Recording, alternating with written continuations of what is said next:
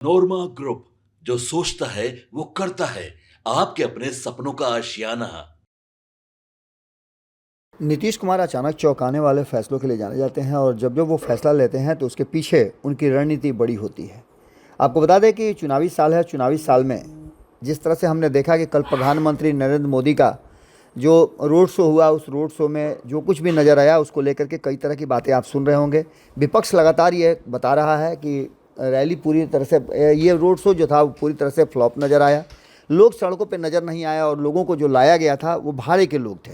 इन सारी बातों को लेकर के लोगों में उत्साह नहीं था और जिस तरह से प्रधानमंत्री नरेंद्र मोदी को ला करके भारतीय जनता पार्टी के जो बिहार प्रदेश के लोग हैं, उन्होंने एक माखौल उड़ा दिया और मजाक बना दिया। प्रधानमंत्री इतने हल्के कार्यक्रमों में शामिल होने के लिए नहीं होते हैं और छोटे छोटे कार्यक्रमों में शामिल नहीं कराया जाता है। खैर, इन सारी बातों को लेकर के प्रधानमंत्री कल आए और आने के बाद आज जो है वो सासाराम में है, विक्रमगंज में आज कई परियोजनाओं का उद्घाटन करेंगे, रैली को भी संबोधित करेंगे। लेकिन उसके ठीक पहले आपको बता दें कि कल प्रधानमंत्री के आने से कुछ ही घंटे पहले नीतीश कुमार ने जो फैसला लिया, उस फैसले को लेकर के कहीं ना कहीं एक बात तो साफ साफ नज़र आई कि वो फैसला काफ़ी महत्वपूर्ण भी था और आने वाले चुनाव को लेकर के ये उनको मौके पर चौंका भी था। मुख्यमंत्री नीतीश कुमार बिहार की राजनीति और बिहार की राजनीतिक तासीर को अच्छी तरह से जानते हैं और इस पूरे एपिसोड में आपने देखा होगा कि 20 सालों से जो बिहार को वो देख रहे हैं और बिहार के मुख्यमंत्री के रूप में वो कार्य कर रहे हैं, उनको पता है कि बिहार में कब क्या कौन सा फैसला लेना है और किस फैसले का असर क्या होने वाला है। बिहार सरकार ने जो फैसला लिया है उस फैसले में नीतीश कुमार की बड़ी भूमिका है और आने वाले चुनाव को लेकर के इसे उनका मास्टर स्ट्रोक भी कहा जा रहा है। जितना भी प्रयास कर ले भारतीय जनता पार्टी या कोई और दल, नीतीश कुमार को अभी पीछे छोड़ना, उनकी रणनीति को मात देना बड़ा मुश्किल होगा और नीतीश कुमार के बिना अभी भी किसी भी तरह की सरकार बनाने की स्थिति उत्पन्न नहीं हुई। आगे क्या होगा ये कहना बड़ा मुश्किल है, लेकिन वर्तमान स्थिति में जो दोनों गठबंधन है और बाकी के दलों का जो तेज़ नज़र आ रहा है या उसकी तैयारियां नज़र आ रही हैं, उन सभी को देखने के बाद नीतीश कुमार का ये मास्टर स्ट्रोक सब पर भारी पड़ गया है। बिहार सरकार ने राज्य अल्पसंख्यक आयोग का पुनर्गठन किया है। इसके एक अध्यक्ष, 2 उपाध्यक्ष समेत 8 सदस्य बनाए गए हैं। जदयू के वरिष्ठ नेता गुलाम रसूल बलियावी पटना को आयोग का अध्यक्ष बनाया गया है और लखविंदर सिंह किशनगंज और मौलाना उमर नूरानी गया को उपाध्यक्ष बनाया गया है। अब इसका मायने आप समझ सकते हैं। चर्चा लगातार चल रही थी कि बिहार में एक बड़ा राजनीतिक बदलाव होगा। अल्पसंख्यक समाज जो है वो नीतीश कुमार से नाराज़ है। यहाँ तक कि जिस तरह से वक्फ बोर्ड बिल को लेकर के नीतीश कुमार ने समर्थन दिया है, उसके बाद से लगातार नीतीश कुमार कटघरे में हैं। लोग उनको अब सपोर्ट नहीं करेंगे, खास करके मुस्लिम समाज जो है वो उनसे दूर हो जाएगा और ऐसी स्थिति में नीतीश कुमार का एक बड़ा वोट बैंक उनसे कट जाएगा। कहा यह जाता था कि 2 से 2.5% वोट जो है मुस्लिम समाज का नीतीश कुमार को, वो चाहे वो महागठबंधन में रहें या एनडीए गठबंधन में रहें। हालांकि महागठबंधन में रहने पर यह वोट बैंक बढ़ जाता है, लेकिन एनडीए गठबंधन में रहने के बावजूद भी ये वोट 2-2.5% नीतीश कुमार को मुस्लिम समाज का आता रहा है। 17% मुस्लिम है और इनको लेकर के इस बार जो गढ़ी जा रही है रणनीति, उस रणनीति में कहा यह जा रहा है कि तेजस्वी यादव के साथ ओवैसी भी आने के लिए तैयार हैं और उनके जो वरिष्ठ सदस्य हैं उन्होंने इशारा भी किया है कि अगर एक साथ आ जाएं तो भारतीय जनता पार्टी को बिहार से खदेड़ा जा सकता है। इन सारी बातों को लेकर के आयोग के गठन के रूप में आपको बता दें कि सदस्य के रूप में जो हमने आपको बताया कि एक अध्यक्ष और 2 उपाध्यक्ष के अलावा जो 8 सदस्य होंगे, उनमें से मुकेश कुमार जैन बेगूसराय, अफरोज खातून नवादा, अशरफ अली अंसारी सिवान, मोहम्मद शमशाद आलम उर्फ मोहम्मद शमशाद साई जहानाबाद, तुफैक अहमद खान कादरी सारण से, शिशिर कुमार दास किशनगंज से, राजेश कुमार जैन मुंगेर से और अजफर शमशी मुंगेर को नियुक्त किया गया है। आप समझ सकते हैं कि ये सारी नियुक्तियां जो हुई हैं उसके पीछे की रणनीति क्या है। इसमें भारतीय जनता पार्टी के भी कई सदस्य हैं।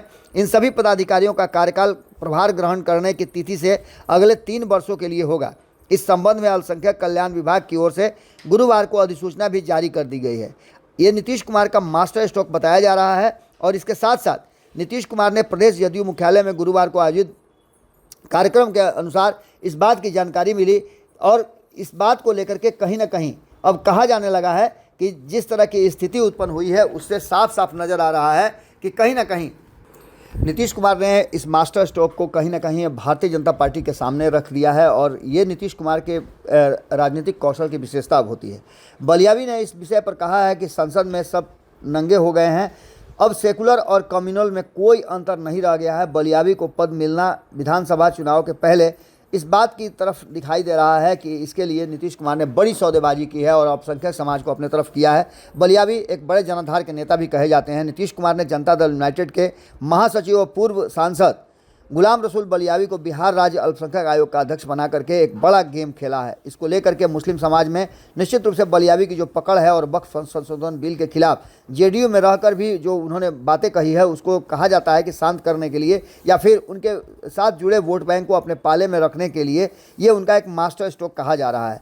आपको बता दें कि बिहार में लंबे समय से मुसलमानों का वोट जो है वो बढ़ता रहा है और इसको लेकर के गुलाम रसूल बलियावी जो कि कहा जाता है कि मुसलमान समाज के जाने माने नेता के रूप में देखे जाते हैं, असदुद्दीन ओवैसी और जैसा कि हमने बताया कि तेजस्वी यादव एक साथ आ जाएं और इसमें प्रशांत किशोर भी कई तरह की रणनीति अपना रहे थे, उनका भी एक अलग तरह का एंगल नज़र आ रहा था। तो इन सभी बातों को लेकर के अचानक से नीतीश कुमार ने इस पर विराम लगाने की कोशिश की है। वक्फ बिल का जेडीयू ने समर्थन किया था, जबकि पार्टी में बलियावी समेत कई मुस्लिम नेता हैं जिन्होंने जम करके इसका विरोध किया था। मुस्लिम संगठनों ने सीएम नीतीश कुमार की इफ्तार पार्टी का बहिष्कार भी किया था और उसके लिए चिट्ठी भी जारी किया था। इतना ही नहीं, एनडीए गठबंधन के लगभग सभी घटक दलों को चिट्ठी लिख करके ये सचेत भी किया गया था कि आने वाले चुनाव में आप समझ लीजिएगा यदि वक्फ बिल का आप समर्थन करते हैं।